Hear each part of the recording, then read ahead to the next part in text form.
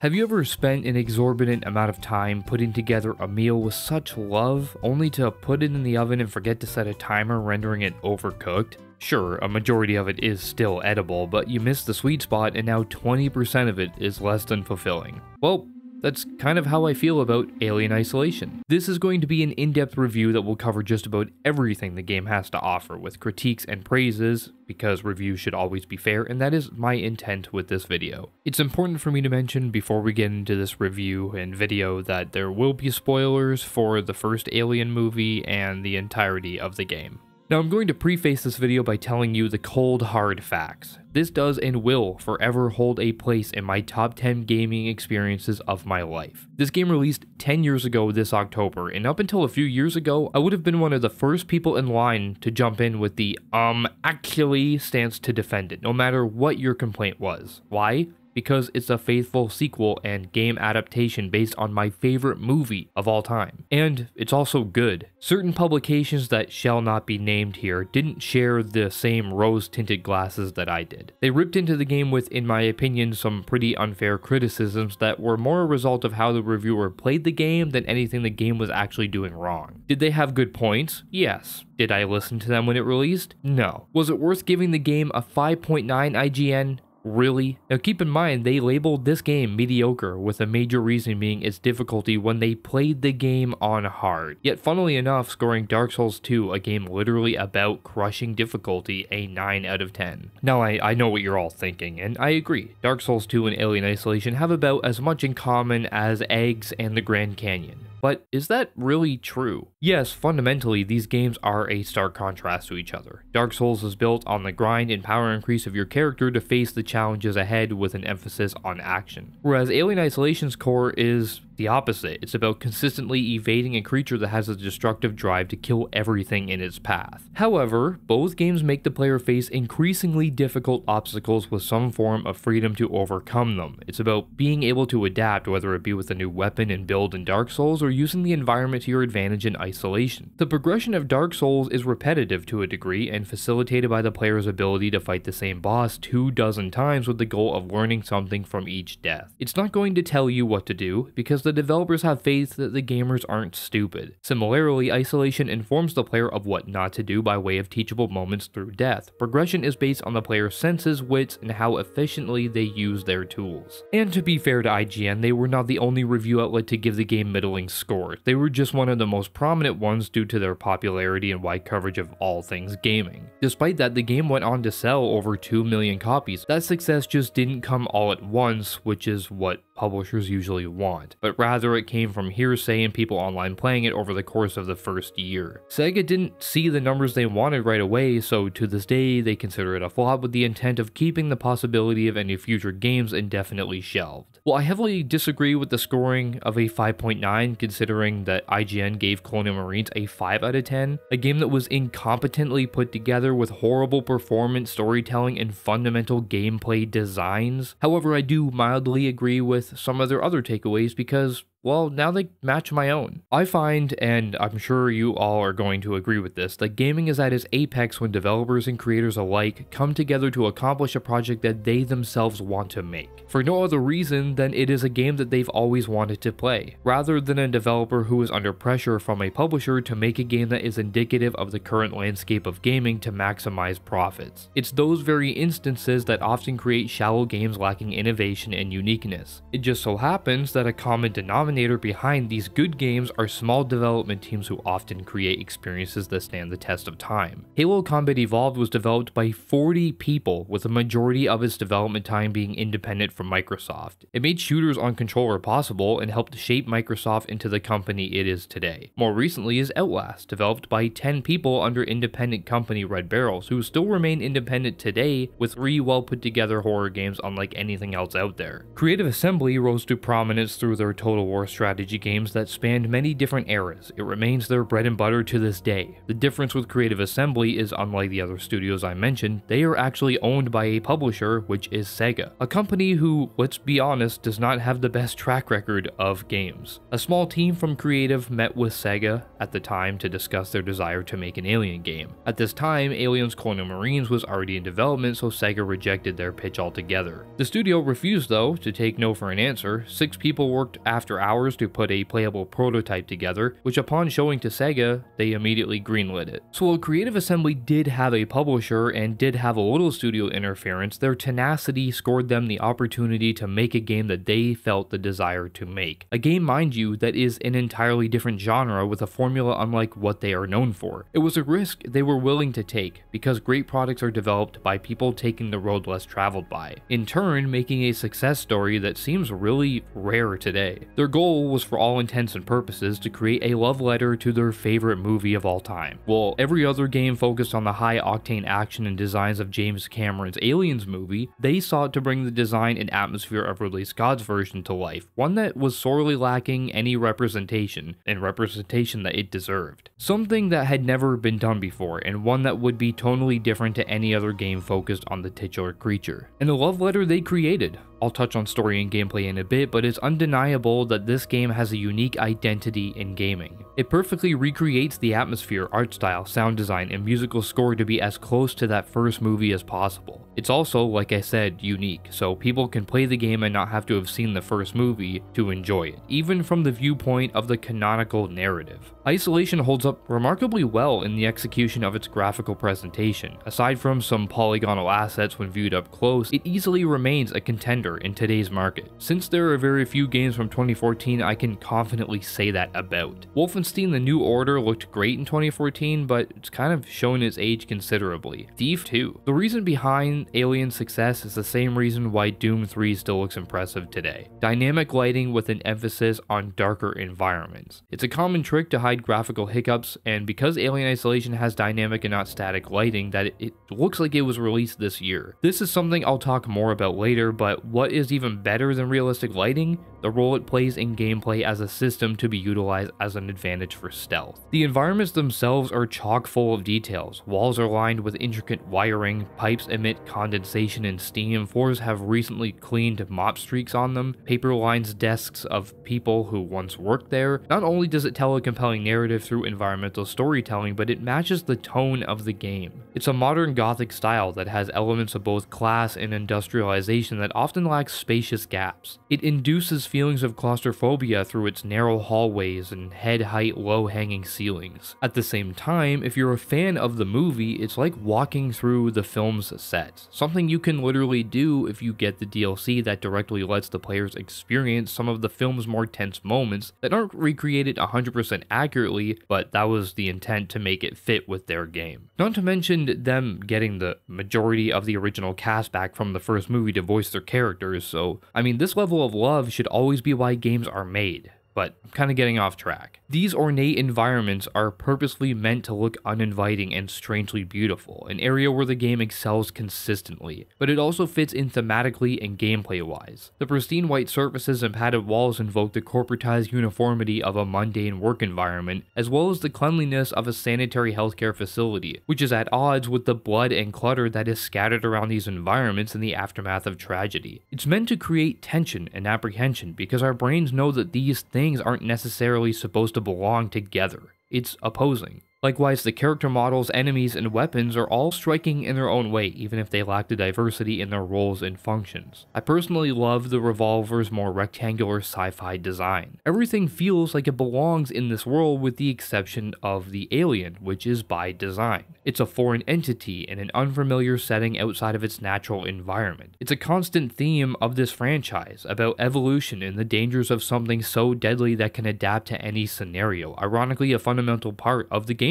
where adapting to each challenge is practically a main feature. If I really had to sit here and think about some of the negatives to say about the game's presentation, it would be how familiar all of the environments feel after about like the 10-hour mark, and how bad the lip syncing is, because it does look pretty bad in the cutscenes. But the environments is due in part to the amount of backtracking the game makes you do, seeing how new missions often take place in areas you've already been to, just in different wings of said areas. You'll often see the same looking hallways, transit systems, doors, and designs. They'll be spread out with the occasional superimposed new backdrop, which never ceases to amaze me, but it certainly doesn't have the variety of other games. If anything, I'd say it resides within the same vein as Dead Space 1. A lot of that game's environments look the same and focus on significant backtracking. And funnily enough, this isn't the last time I'll bring up Dead Space. The alien and its accompanying AI is really what makes or breaks the experience for most people within the game's opening hours, mostly because of how different and unique it is. It's slow to introduce it, allowing a solid hour or so of build-up before the eventual reveal and remaining presence. Outside of the new Amnesia the Bunker, there really hasn't been a game that relies so heavily on AI systems to fuel the experience in the front and back end. In fact, 80% of this game is solely built around evading the creature through various objectives using a myriad of tools and strategies. Now, AI in a majority of games is used as an obstacle for players, a way of engaging with the gameplay by having them directly oppose you, such as a mindless shooter like Call of Duty. However, most games also want the player to feel powerful, and as long as you have a decent amount of skill, they can easily be overcome. I mean, it's literally called a power fantasy for a reason, and they usually leave your enemies with a disadvantage. Isolation's AI is built different. The Xenomorph has sight, hearing, and touch. It's a constant challenger to the player's progress because it can't be exploited, and that's why this game is praised as a classic. It gets the titular creature right. There are many exquisite horror games that create tension and terror, but almost all of them have a way of exploiting the AI in ways that can break the immersion, even if it's just slightly. An example of this is Outlast, as much as I love that game. I know that I can outrun every opponent I come across so long as I have a clear path to my escape. If there is an environmental obstacle, chances are the enemies can't follow me through them, giving me a safety net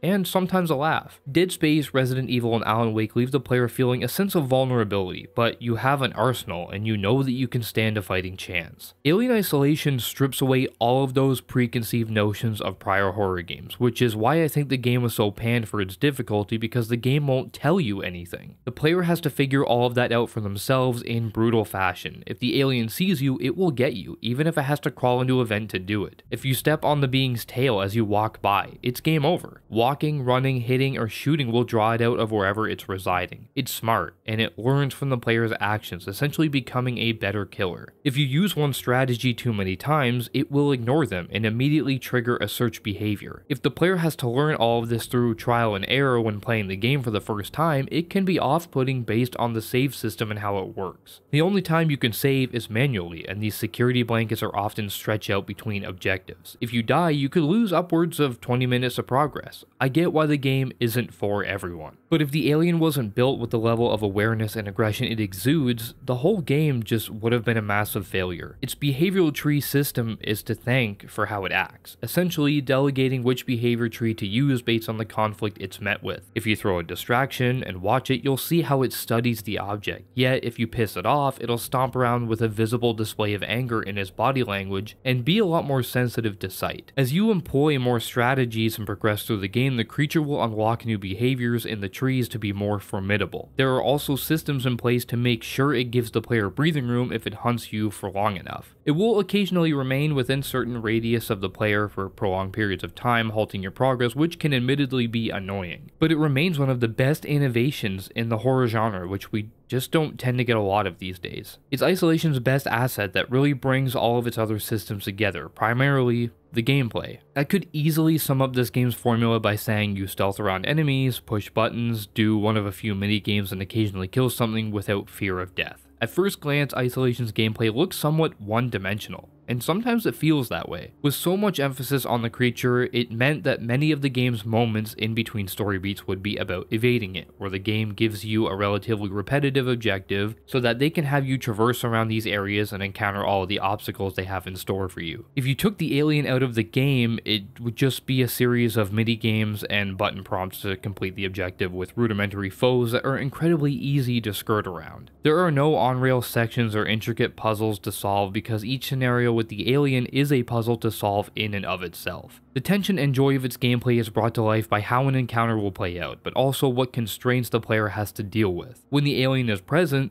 there is always a level of unpredictability, stripping the player of the ability to plan ahead and develop strategies. There are many ways to tackle most scenarios, especially if you explore and find blueprints to craft items. A constant advantage that the player has is the motion tracker, a third eye that gives you an informed visual on where it is, but not what level it lingers on. The game does a good job of rewarding exploration, creativity, and outside-the-box thinking. The alien itself can be a tool to use in the pursuit of your goals. If human survivors are blocking the way, getting one to take a shot at you and then hiding dooms them all to a fate that relieves you of an obstacle. But at the same time, the alien is in search mode. There is a duality in the gameplay systems. Doing something brash like firing a weapon will have consequences. Despite having firearms, they are never something the player can fully rely on. Instead, they act as tools with a best use case scenario. There is a no one item fits all exploit here, which is great. It's a stealth game at its core, so a bulk of the game is spent crouched, slowly moving around the play spaces and using light to mask your sight, which is where I can agree that while the game is never predictable in what the alien will do, it is predictable and repetitive about what the 15 hours will have you doing. In fact, not much changes gameplay-wise from the moment you start the game until its credits roll. You'll acquire ways of defending yourself and distracting enemies, but the loop remains the same, just with devices that instill some form of comfort in knowing that you can negate an instant kill death. Fundamentally though, the gameplay does not change or evolve. The narrative will continuously up the stakes, giving the player a reason to have constant dread. However, the player won't become a gun-wielding badass over time. It's like taking the concept of Outlast and then making it a 15-hour game instead of its 5-hour duration. I suppose a better example would be the premise of Alien and adding another 13 hours to it. An example that is basically true. I browse Reddit occasionally and I saw a post stating that the game is a good concept, just stretched out way too thin. As much as I love this game, I kind of agree. A game can have good ideas,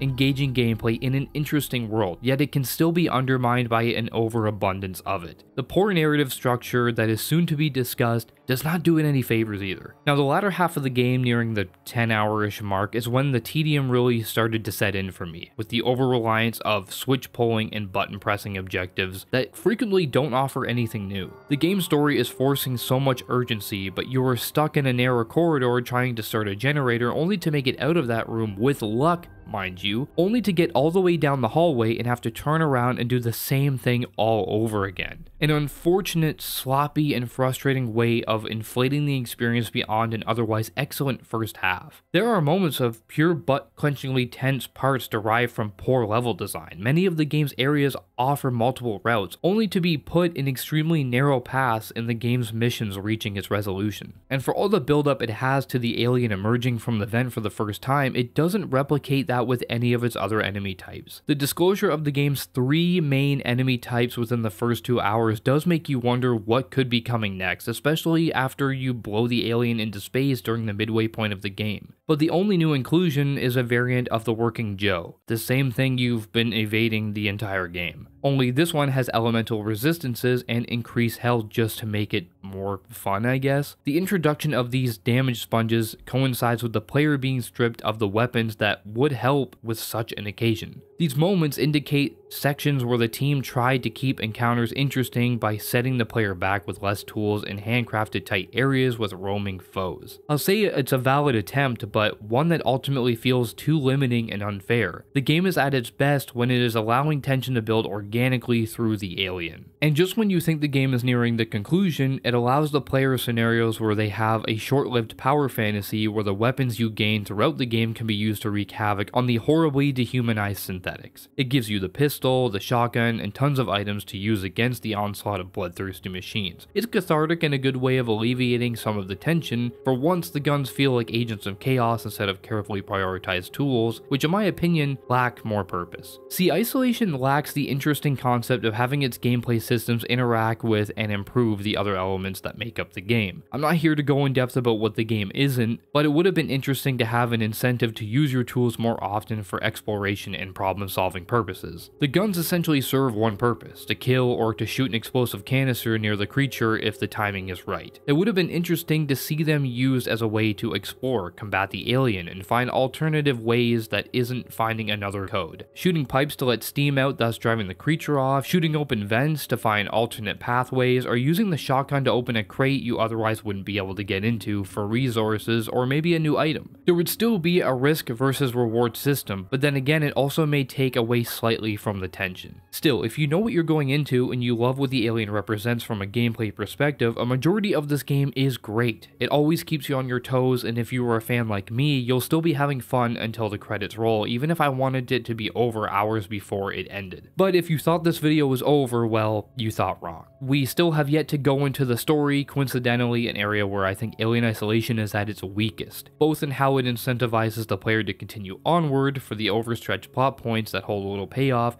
to the puzzling story structure atypical of traditional storytelling methods, but also the characters. While I may not particularly be an avid supporter of the narrative itself, I can say that Creative Assembly thought up of a scenario that makes plausible sense while fitting into the established lore, without it feeling too ham-fisted for the sake of making the game possible. It also uncovers and explains the events of the first movie so that new players have a payoff in the story without needing to watch it, although you definitely should watch it if you haven't. The explanation doesn't really make a whole lot of sense though. If Ripley, Amanda's mother, makes a log in the first movie disclosing absolutely nothing besides the fact that her crew is dead and her ship is destroyed, why does she then record a message for her 11-year-old daughter at that time explaining that she encountered an alien life form and blew up the ship as a last resort? Especially when the company is legally obligated to said information, it would never let that information be released, especially to an 11-year-old child. Can you tell that I'm a nerd? So basically the reason we have this is the reason we have a game, so we can have the plot unfold. Now, the notion of Amanda seeking closure and venturing to Sevastopol when the flight recorder from the first movie is recovered is both believable and relatable. We would all want that closure. It just so happens to be a very simple premise to get the game going without the need for a ton of exposition. Though all stories have at least some exposition, and this game is no exception. The underlying story arc is Amanda's journey to uncover what happened to her mother, which ends up taking her on a long journey of life and death, entering a world full of unknowns and hostility. The problem with this is that if you've seen the movie, there is no real payoff because you, as the player, already know what Amanda doesn't. Sometimes it just seems a little odd. But anyway, she ventures there with two other main characters, Christopher Samuels, a company synthetic, and Nina Taylor, a company exec sent there to personally oversee the handoff of the flight recorder of Sevastopol to Weyland employees. All three make it on board after a spacewalk goes awry, immediately establishing one of the game's main themes, isolation. There are other characters to meet that help move the story along, like Marshall Waits, Axel, Marlowe, and Ricardo. They all serve a purpose in helping Amanda, even if unintentional. Saying any of them are actually interesting past their designs would be misleading though. That too goes for Amanda. None of the characters have any real development or proper screen time that allow them such a luxury. When they start eventually dying one by one, it was really hard to care beyond a,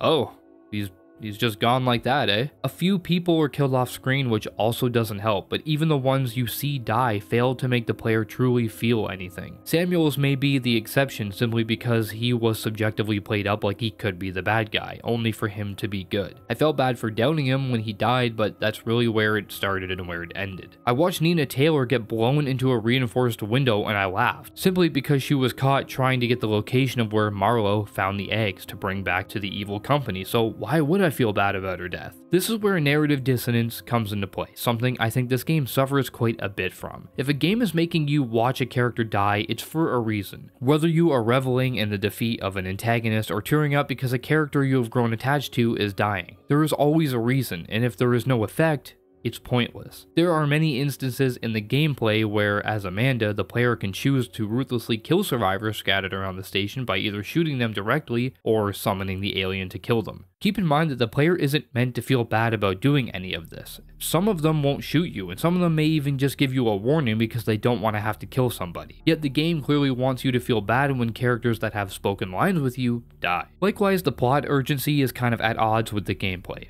This is also due in part to how slow the actual plot progresses and the fact that the game is intentionally slow-paced. Samuels informs you that Taylor was severely injured during the spacewalk and as such requires medical attention. This prompts the objective to search for medical supplies in the hospital that was locked down, given that the alien was actually birthed there. Almost all games have short-term goals for the player that coincide with the completion of the grand picture being the main objective. Cue back in Dead Space to this discussion. In the opening hour of Dead Space, the player must fix the tram. Seems simple, right? The main goal is fix the tram station. Short-term goals: find and replace an old data board, remove a blockage in the tramway, and then reactivate the tram. Just like that, the objective is complete and the player feels accomplished and the narrative can move forward. Within a relatively short amount of time too, but also in one chapter. Now I'm just going to give you a quick rundown of everything you need to do in order to grab a trauma kit and get back to Taylor that by all accounts is pretty urgent and is what's supposed to be the main objective / driving force. You must find and talk to a man called Dr. Coleman to get the medical supplies. Go to a computer to retrieve a code for him, use said code to unlock a door. Find a whiteboard. Follow the room number on the whiteboard to find a keycard. Go back to Coleman for a chat. Activate an elevator, find and replace coolant. Then activate the system through a terminal to be able to use a vent. Watch a video log from Lingard, get a code from a safe, unlock the safe to gain access to a keycard, use the keycard to unlock the door in the next room. Explore a big area and grab the trauma kit, initiate an emergency escape to get out of the hospital by activating 2 generators and hacking a computer. Watch a cinematic of an explosion. Do a quick time climbing event. Drop down into the next area where the elevator is broken. Stealth by some humans. Summon a requisition android by first hacking yet another computer. Go to the android and activate it. Follow the android to the part where it dies because it walks into an exposed wire, prompting you to go find the part on your own. Return to the elevator, stealth past more enemies, take another elevator, get back to Taylor to find Marshall Waits and Ricardo there, only for them to tell us that we have to go fix something else and go fix the tram so that they can get Taylor somewhere safe. The timeline of this narrative thread starts at the end of chapter 4 and isn't drawn to its conclusion until chapter 8. That's roughly an hour and a half of my gameplay footage without significant interference from the alien. Keep in mind that time to completion can vary wildly based on the unpredictability of the alien and how often it comes out of the vents looking for you. By the time you get back to Taylor, you've almost forgotten what the point of what you were doing was even for. But once you complete this, Amanda agrees to help Waits trap the creature on one of the stairwells so they can get the situation under control. It's a smart idea that sees the player manually going into a location to lock down vents and doorways to ensure the creature can't escape. A plan that is actually executed with good results. We end up locking the creature in, but Amanda,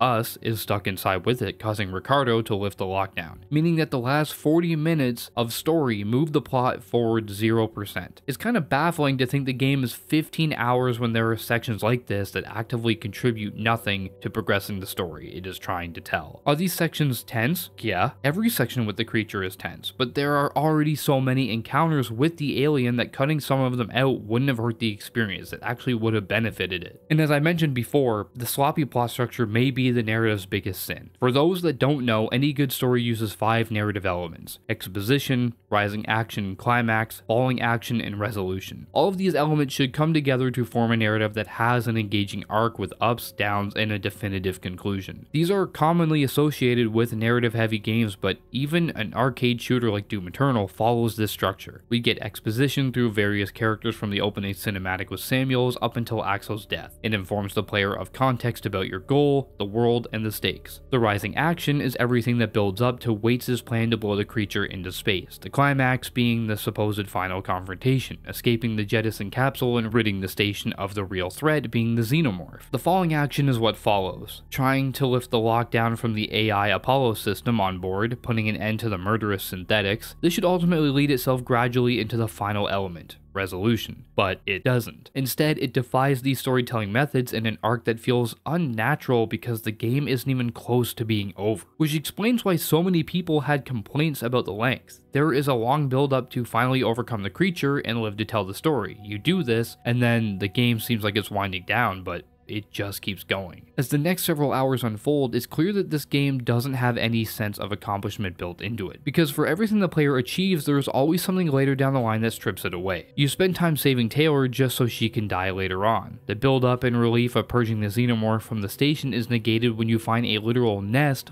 full of them in the reactor some hours later. You attempt to destroy it, thus saving the station, but it doesn't work and you end up driving all of the creatures into the upper levels where they're just gonna start killing everybody else that's alive. You have to try to save Samuels, but no matter how fast you act on his instructions, he dies. Marlowe escapes the station with Taylor as a captive because he learns that she wants the specimens and he's trying to cover everything up. The player has to take a shuttle to his ship to save Taylor and stop Marlowe from overloading his reactor in an attempt to destroy any traces of said creatures. Realistically, isn't a bad idea. And the player just doesn't accomplish anything here. Taylor dies, Marlowe dies, and his ship blows up, putting the station on a decaying orbit. From there, you have to return to Sevastopol, contact the ship you came here on, and after many objectives, you finally board the ship, thinking, okay, you finally did it. You may not have saved anyone on the station, but you made it out alive. And oh wait, there's an alien on the ship somehow. So you lure it into the airlock, blowing both of you out into space, and boom, the game ends. Now I know what some people are gonna say. You're probably watching this video because you've already beaten the game, and there's a light that shines on Amanda's face, but that doesn't really imply anything other than a ship is out there. It doesn't mean that she had a happy ending, or that the ending is any good. So the problem is the narrative repeats the process of these 5 elements while skipping the resolution the first time around. Once you get back on the station after dooming the first Xeno, the plot shifts from the falling action back into the rising action upon the discovery of the hive. That's why the pacing in this game feels so rampant, because that's kind of exactly what it is. I think the glaring issues with this telling of events is that it lacks characters that have depth to boost it up in spite of its terrible structure. Simply put, they are present to help Amanda get from point A to point B, but they very rarely feel real or like they have lives of their own. All of the characters the game present should have a history with the station or, you know, the events prior to your arrival. You get several glimpses of the aftermath, but no one really ever talks about what exactly happened, rather, something else does. This is the perfect segue into the area where Isolation's narrative, or rather background narrative, shines. Scattered around the station are a whopping 151 collectibles, both text and voiced audio logs. If the player wishes to seek them out, which they should, there is so much world building and interesting characters that paint a picture of everything leading up to the preceding timeline, even entailing minute snippets of information that only serves the purpose of world building. Learning the history of the station itself holds no significance to the player other than it being cool information to have. But collecting all of them paints a clear picture of corporatized greed, blackmailing, and negligence that ultimately cause the devastation you walk into. You'll learn about characters that are absent from the main game yet are often more compelling than those found within. Ransom is one such example, a corrupt Seegson executive who is head of Sevastopol, or who was head of Sevastopol I should say. Many logs detail his illicit and nefarious endeavors to get what he wants, which is primarily to recover the creature and sell it for a profit. However scummy he may seem, he does have an underlying care for the projects he oversees, even if his obscured sense of professionalism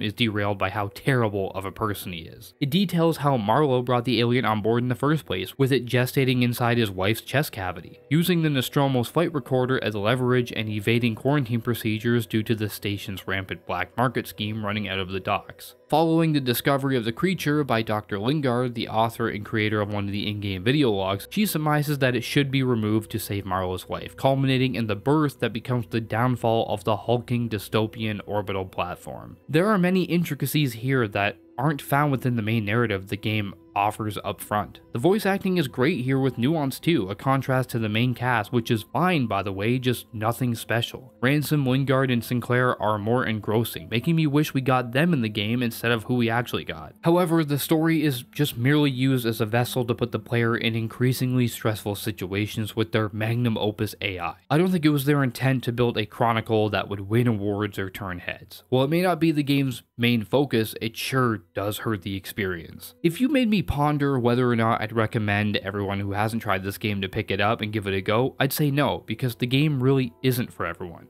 And I'd say it reluctantly, mind you, because at the end of the day, despite my criticisms, I think it deserves more praise. This small development team of around 100 people knew that they were creating an experience that wouldn't appeal to the vast majority of players. It presents solid foundations for its gameplay and uses a combination of its presentation, atmosphere, sound design, and AI to great effect, amounting to an experience you really can't find anywhere else. If you like slow experiences that test your skill and have great atmosphere, you can't really go wrong here, because chances are you won't mind the length of the game too much. If you're a fan watching this, an outcome that is most likely true, you've probably beaten it many times and either agree or heavily disagree on my takes here. It really does struggle to keep its pacing with a runtime that is too long and a story that feels lacking when the conclusion inevitably comes. The emphasis on constant adaptation to face each challenge is enticing and stressful. It rewards patience and quick thinking. The mechanics are all sound and the gameplay is fluid. At the same time, its core loop doesn't change significantly enough to warrant its length. And then you have the occasional really bad level design and setbacks that feel a bit unfair so deep into the game. For these reasons, it can become a bit repetitive by the time the, 12 to 20 hour campaign is over, depending on how long it takes you to get through it. It may not be a perfect game, a statement I probably utter too much on this channel, but there is no doubt in my mind that it is a perfect love letter to the origins of one of the world's most prominent franchises and horror icons. That's going to wrap up this video, guys. If you do like the content, please be sure to like, comment, subscribe, all that good stuff. Good night, and good lunch.